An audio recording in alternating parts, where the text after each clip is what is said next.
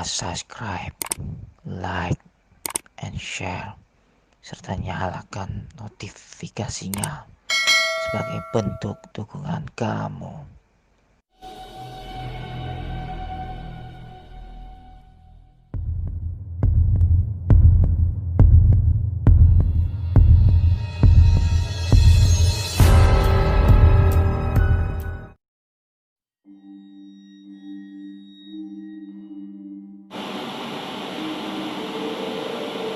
Halo pendengar Grapati Podcast, perkenalkan namaku Nando.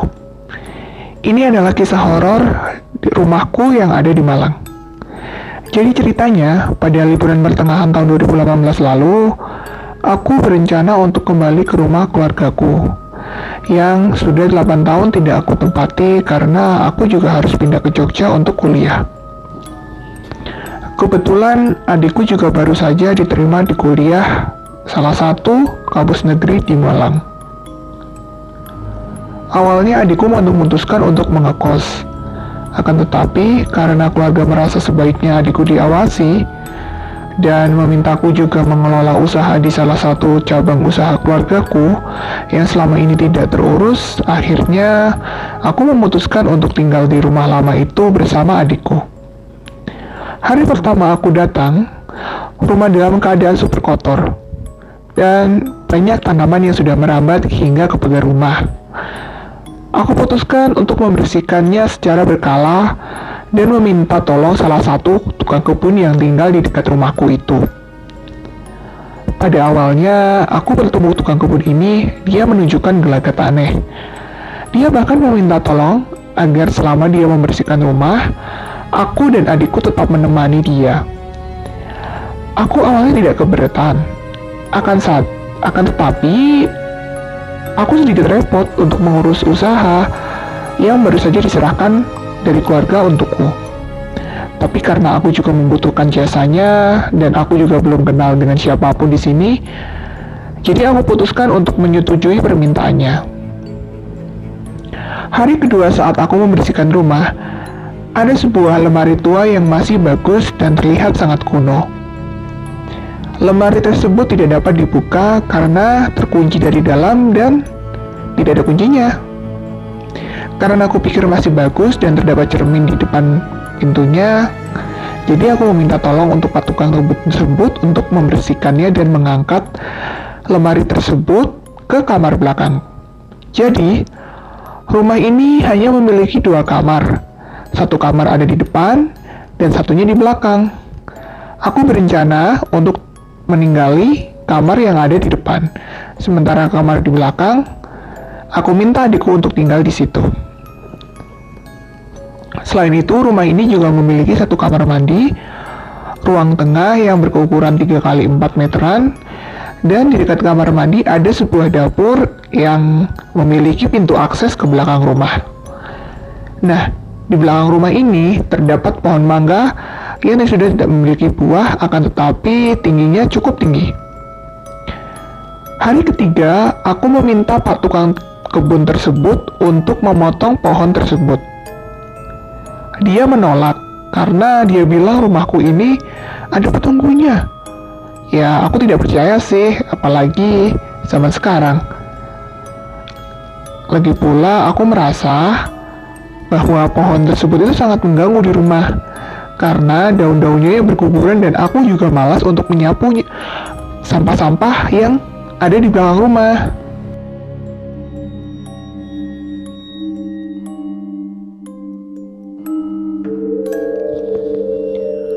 Akhirnya pak tukang tersebut mengiyakan permintaanku. Kemudian setelah ia selesai memotong pohon tersebut, dan aku tinggal membersihkan sedikit bagian dalam rumah yang bisa aku lakukan dengan adikku, aku membayar upahnya, dan dia langsung pulang. Setelah 2 minggu rumahku tinggali bersama adikku, aku mulai merasakan keanehan di rumah ini. Namun aku berusaha mengabaikannya karena sejujurnya aku tidak percaya dengan hal-hal tersebut. Pertama, karena adikku dan aku tidur bersama, dan bagian belakang rumah yaitu kamar, dikosongkan. Hanya ada lemari pakaian dan kasur saja di dalamnya. Saat malam, kami tidur sekitar jam 10 malam. Karena aku haus, aku memutuskan untuk ke dapur mengambil air minum sambil setengah tidak sadar. Karena sebetulnya aku sudah tertidur saat itu. Lalu saat melangkahkan kakiku ke dapur, aku mendengar di dalam kamar tersebut suara lemari yang diayunkan secara perlahan, namun terdengar sangat jelas. Perlahan aku dengarkan suara tersebut. Aku yang setengah tidak sadar berpikir, mungkin di dalamnya ada lemari kan? Dan kemudian tertiup angin, atau mungkin ada tikus, sehingga lemari tersebut menimbulkan suara. Jadi aku pun menggubrisnya dan kembali tidur. Besoknya, saat aku selesai menyetrika pakaianku, aku mulai teringat soal lemari itu. Loh, bukannya lemari itu tidak dapat dibuka ya karena terkunci. Dan akhirnya, saat setelah aku menyetrika pakaian, aku memutuskan untuk mengecek lemari tersebut. Dan benar saja, tidak dapat aku buka. Aku pun membatin, apa aku semalam hanya salah dengar ya? Ya sudah, pikiranku. Malam itu aku memutuskan untuk memesan makanan via order online. Kebetulan, dari dalam kamar aku mendengar suara motor adikku yang datang dari kampus. Seperti biasanya, dia pulang sekitar jam 7 malam.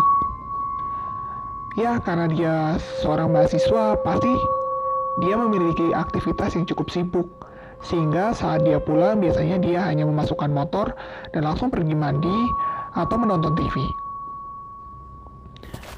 Aku pun mendengar derap kakinya masuk dan membuka pintu ke dalam rumah. Kemudian ia masuk ke kamar mandi. Aku yakin karena aku mendengar suara keran air yang dinyalakan dan suara guyuran gayung dari dalam kamar mandi. Karena malas masak, aku putuskan untuk memesan makanan kan. Dan akhirnya makanan tersebut sampai. Aku pun mengechat adikku karena dia selalu membawa HP-nya kemana-mana, bahkan di dalam kamar mandi. Aku pun sering meminta tolong kepadanya untuk bilang bahwa aku sudah pesan makanan, jadi kamu tidak perlu memesan makanan. Nanti ambil ya makanannya. Kurang lebih seperti itu chatku. Kemudian terdengar langkah adikku keluar membuka pagar dan menerima makanan yang aku pesan. Sepertinya sih begitu, karena aku bisa mendengar suara pagar yang terbuka. Dan terdapat suara motor yang mungkin dari suara driver yang mengantarkan makanan aku. Kemudian saat aku membuka HP, ternyata ada chat masuk yang menjelaskan bahwa adikku itu tidak di rumah. Aku pun kaget. Lalu, siapa suara yang tadi aku dengar? Makhluk apa itu? Apa jangan-jangan, ya, aku pun mulai berpikir yang tidak-tidak. Aku pun akhirnya keluar kamar dan mengeringkan diriku. Dan aku melihat bahwa makanan sudah ada di meja dapur. Dan dari kamar mandi, aku mendengar air keran itu masih menyala. Apa ada orang di dalamnya ya, pikirku. Tapi adikku kan gak di rumah, jadi siapa dong? Aku pun memberanikan diriku untuk mengetuk, tapi tidak ada yang menjawab. Akhirnya aku beranikan membuka dan kamar mandi pun ternyata kosong. Dan air keran menyala keras sampai bak penuh dengan air. Bahkan lantai kamar mandi pun juga kebanjiran. Aku buru-buru mematikan air keran karena takut aku menyusul adikku yang sedang cari makan di luar. Saat di luar, aku langsung ceritakan semuanya ke adikku. Karena aku panik, aku pun menceritakan detailnya. Bagaimana perasaanku saat aku tinggal di rumah, sampai kejadian yang tidak masuk akal seperti tadi. Dia pun bilang begini, aku nih sudah lama taunya. Tapi Saat aku pertama masuk ke rumah itu, aku bahkan pernah mencari kacamataku yang hilang. Karena aku buru-buru, aku teriak dong, "Kak, tahu nggak sih kacamataku di mana?" Kemudian ada suara yang menjawab, "Itu ada di dalam kamar dan di atas meja." Seperti itu. Lalu adikku pun juga membuka pintu kamar tersebut dan benar saja kacamatanya ada di kamar tersebut. Kemudian saat dia memakai kacamata, adikku baru ingat bahwa aku kan tadi pagi sudah pamitan kalau aku akan pamit kerja. Jadi, siapa dong yang menjawab? Adikku pun langsung buru-buru keluar rumah. Ya, ternyata bukan hanya aku yang merasakan keanehan itu, tapi adikku juga. Kami masih belum tahu makhluk apa yang tinggal di rumah kami. Pernah, suatu ketika, teman adikku meminta izin untuk menginap di rumah kami. Dan kami pun mengizinkan dia tidur di kamar belakang. Dia bilang kalau semalam lemari di kamar itu sangat berisik dari dalam. Seperti ada orang yang terkunci di dalam lemari dan menggedor-gedor dari dalam.